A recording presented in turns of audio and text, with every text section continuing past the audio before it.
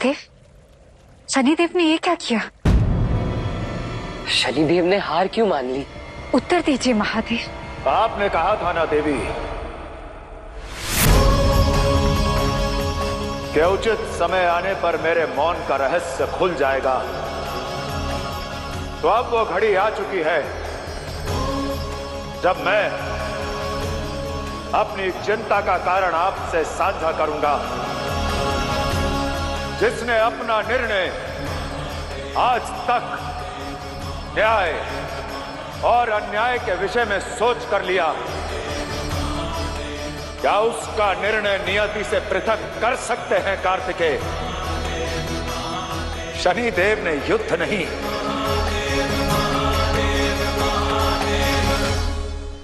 अपने कर्तव्य का पालन किया है।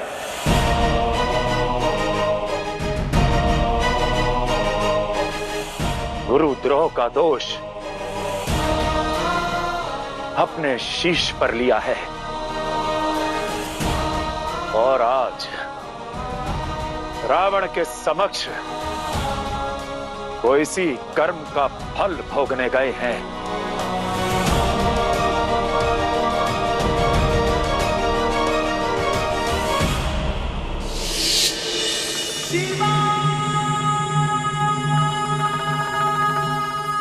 प्रस्थान की आज्ञा दे गुरुदेव। रावण की मंशा से आप परिचित हैं ना शनिदेव? वो आपके साथ किस प्रकार का व्यवहार करेगा?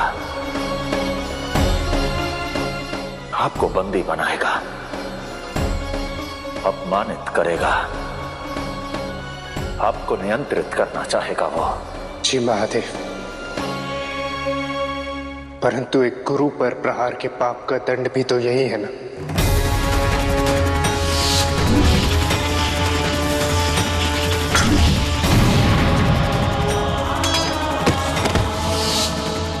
आपको स्मरण है ना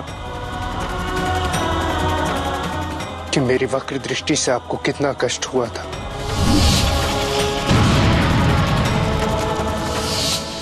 आप अपनी उस भूल का दंड भोग चुके हैं। ये मनोकष्ट, ये आत्मग्लानि, ये दंश ही तो है शनिदेव। और वैसे भी मैं आपको उस भूल के लिए क्षमा कर चुका हूं। महादेव, आपने क्षमा किया क्योंकि आप शिव हैं, परंतु मैं भी कर्म फलदाता हूं। मैं कैसे स्वयं को क्षमा कर दूं? मैंने शीश उठाकर अपने ही गुरु पर प्रहार किया, तो फिर अब उसका दंड यही है कि मैं अपना शीश झुका कर रखूं, फिर चाहे वो रावण के चरणों में ही क्यों ना हो। जानते हैं शनिदेव, मुझे ज्ञात है कि आपने प्रायश्चित का ये मार्ग केवल इसलिए चुना है ताकि आप इस कर्म और इस कर्म फल के चक्र में रावण को माध्यम बना सके, है ना?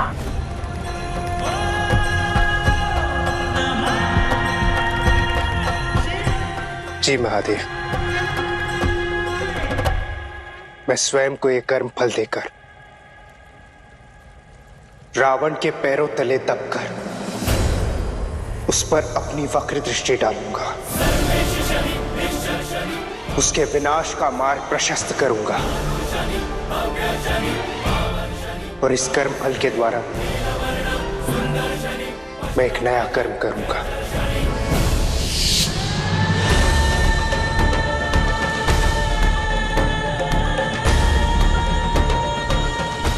अब समझे आप सब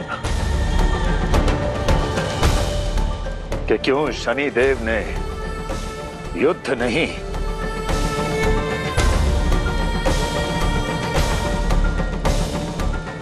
पराजय स्वीकार की है, स्वीकार की है, स्वीकार की है।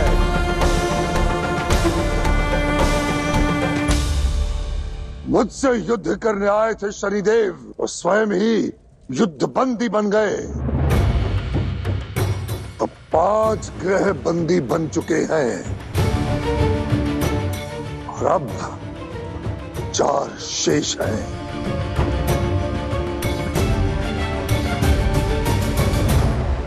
महादेव, मुझे ज्ञात है कि शनिदेव अपने कर्मों का फल भोग रहे हैं। उनकी ग्लानि भी मैं समझ पा रही हूं, किंतु ऐसी अवस्था में जब रावण सभी ग्रहों को अपने अधीन करना चाहता है, ऐसे में शनिदेव का रावण के समक्ष जाना क्या उचित निर्णय है? शनिदेव केवल एक ग्रह नहीं है, कर्म फल दाता है, और जो स्वयं न्याय करता हो, यदि वो ही अपनी भूल के दंड से भागने लगे तो इस संसार में न्याय का क्या अस्तित्व बचेगा। इसलिए शनिदेव का रावण के पास जाना आवश्यक था।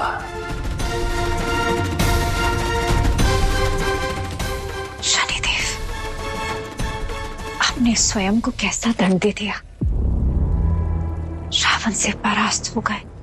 इस क्षण में यह संपूर्ण संसार यही प्रश्न पूछ रहा है देवी कि क्यों शनिदेव रावण से परास्त हो गए। किंतु भविष्य में जब भी शिव भक्ति और शिव समर्पण की गाथा गाई जाएगी, तब यह संपूर्ण संसार रावण के तेज के समक्ष नहीं, शनि देव के इस झुके हुए शीश के समक्ष नमन करेगा। रावण के पास तप है, तांडव है, परंतु मेरे शिष्य शनिदेव के पास शिव और शक्ति का सबसे बड़ा गुण है त्याग, त्याग, त्याग। उचित कहा महादेव, किंतु रावण शनिदेव की इस परिस्थिति का दुरुपयोग करेगा, इसे अपनी विजय मानेगा, तो यही विजय उसे अपनी मृत्यु की ओर धकेलेगी।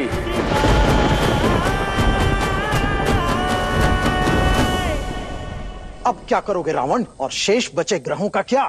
एक ग्रह का प्रभाव दूसरे ग्रहों पर कैसे पड़ता है, ये विधि ज्ञात है मुझे।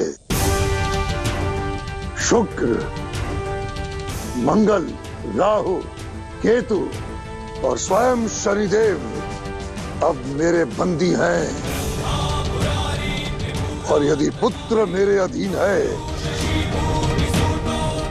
तो पिताश्री को तो आना ही पड़ेगा। हे सूर्यदेव, अपने तेज पर बड़ा अभिमान है ना तुम्हें,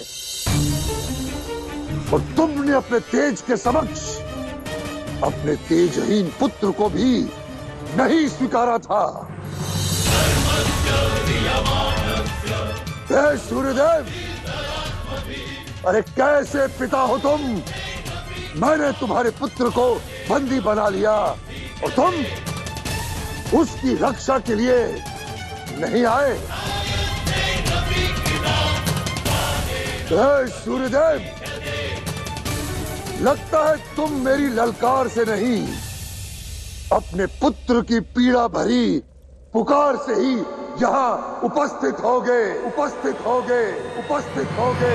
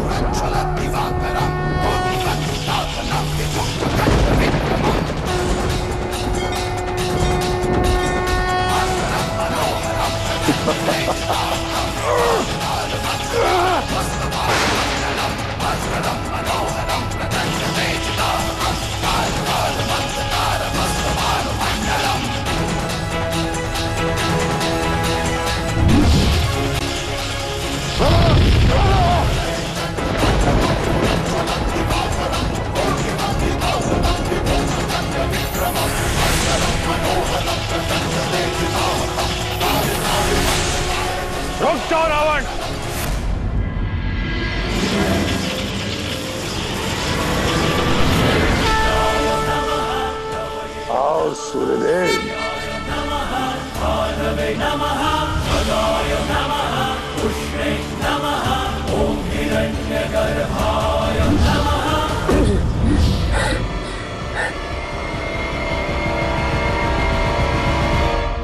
रावण के बंदी गृह में तुम्हारा भी स्वागत है।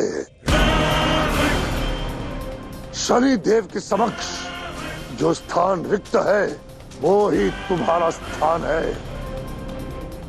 जाओ अपना स्थान ग्रहण करो। मैं यहाँ तुम्हारा बंदी बनने नहीं आया हूँ, सभी ग्रहों को तुमसे मुक्त कराने आया हूँ। अपने प्रचंड तेज से तुम्हें जलाने आया हूँ। मुझे ललकार कर और सभी ग्रहों को पीड़ा पहुंचाकर बहुत बड़ी भूल की है तुमने। तो फिर करो प्रहार।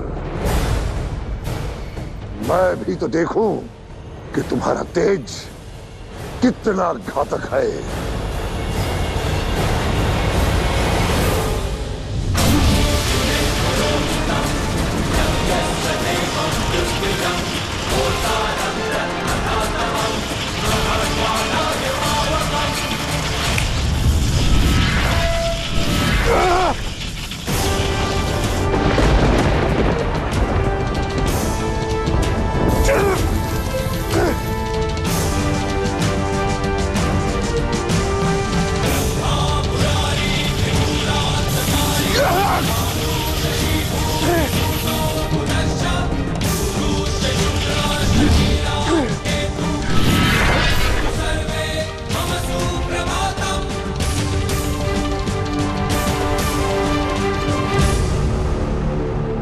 शनिदेव केवल सूर्य पुत्र ही नहीं, छाया पुत्र भी हैं। यदि सूर्य प्रचंड अग्नि है तो शनिदेव शीतल अंधकार। जब भी सूर्यदेव शनिदेव के समक्ष आएंगे उनका तेज क्षीण हो जाएगा। इसी कारण अब सूर्यदेव इस युद्ध पर अपना ध्यान केंद्रित नहीं कर पाएंगे देवी पार्वती, क्योंकि अपने ही पुत्र की उपस्थिति मात्र से बिना किसी प्रहार किए सूर्यदेव दुर्बल होते जाएंगे। सूर्यदेव के तेज को रावण ने उन्हीं के रक्त से काट दिया।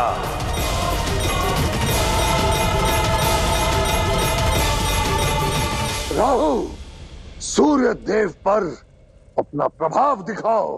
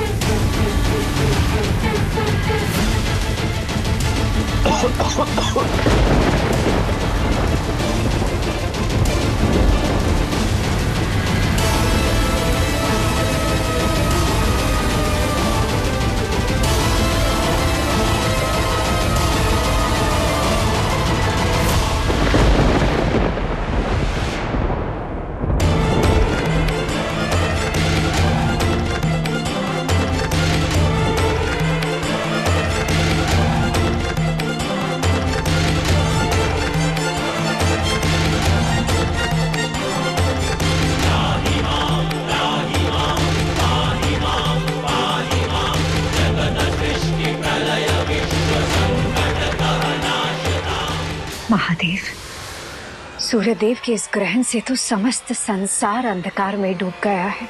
रावण की योजना सफल हुई देवी। शनि की उपस्थिति ने अपने ही पिता सूर्यदेव को दुर्बल कर दिया और राहु ने उन्हें ग्रस्त कर लिया, हर ग्रह को अपने अधीन कर लिया।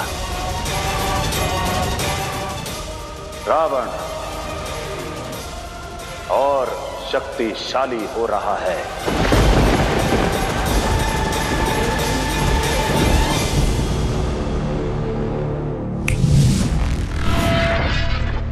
अब मेरे पास तेज भी है और बल भी। मेरा पुत्र अवश्य ही पराक्रमी होगा, किंतु तेज को दिशा देने के लिए तर्क और बुद्धि की क्षमता भी अति आवश्यक है। तो इसके लिए बुद्ध की उपस्थिति अनिवार्य है।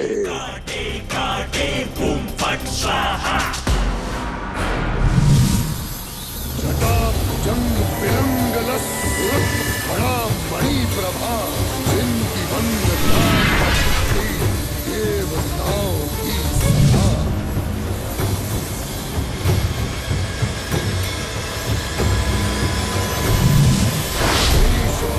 गज का चर्म उत्तरीय वस्त्र है, हाथ में त्रिशूल जिनका एक मात्र शस्त्र है।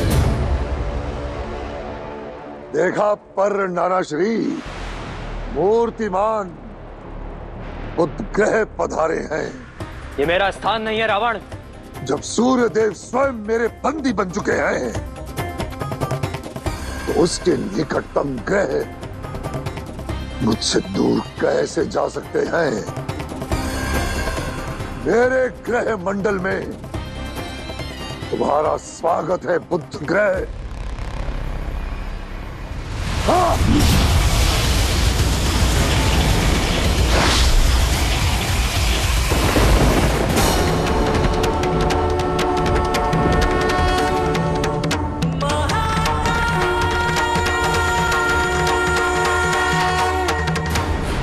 राहु, सूर्यदेव को मुक्त करो और अपने बंदी गृह में लौट जाओ।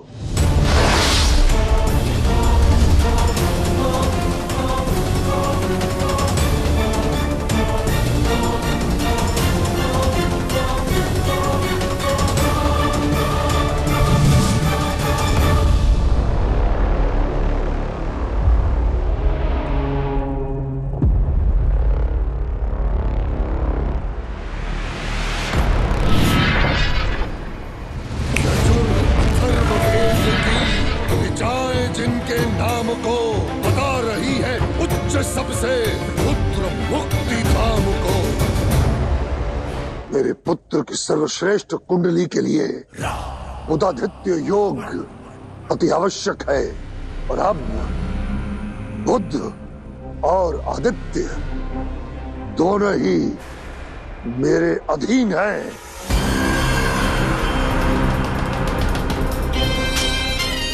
शेष बचे दो, बृहस्पति और चंद्र।